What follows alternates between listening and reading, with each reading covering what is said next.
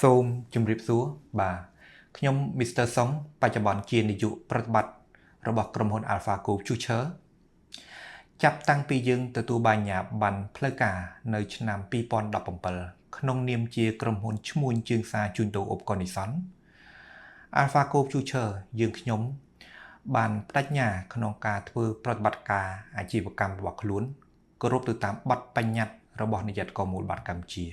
ដើម្បីចូលរួមលើកកម្ពស់ក៏ដូចជាពង្រឹងទំនុកចិត្តដល់អតិថិជនក៏ដូចជាសាធារណជនទូទៅក្នុងនោះដែរយើងតែងតែបើកវគ្គបណ្ដុះបណ្ដាលជាប្រចាំដល់គ្រប់គ្នាដើម្បីស្វែងយល់ពីឱកាសនៃការវិនិយោគឧបករណ៍និស្សិត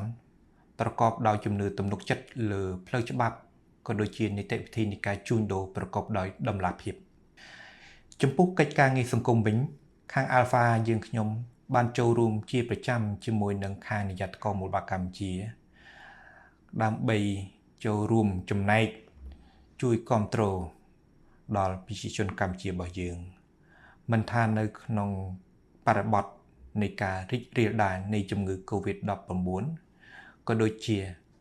ជនភៀសសិតដែលបង្កឡើងដោយសង្គ្រាមឈ្លានពានរបស់ប្រទេសថៃមកលើអធិបតេយ្យភាពបូរណភាពទឹកដីរបស់កម្ពុជាយើងជាចុងក្រោយក្នុងនាមខ្ញុំជានាយកប្រតិបត្តិសូមថ្លែងអំណរគុណយ៉ាងជ្រាលជ្រៅដល់អតិថិជនទាំងអស់ដែលតែងតែគាំទ្រ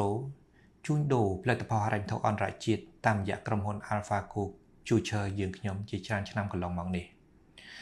សូមប្រសិទ្ធពរជ័យដល់លោកស្រីនិងក្រុមគ្រួសាររកទទួលទានមានបានគ្រប់គ្នាសូមអរគុណ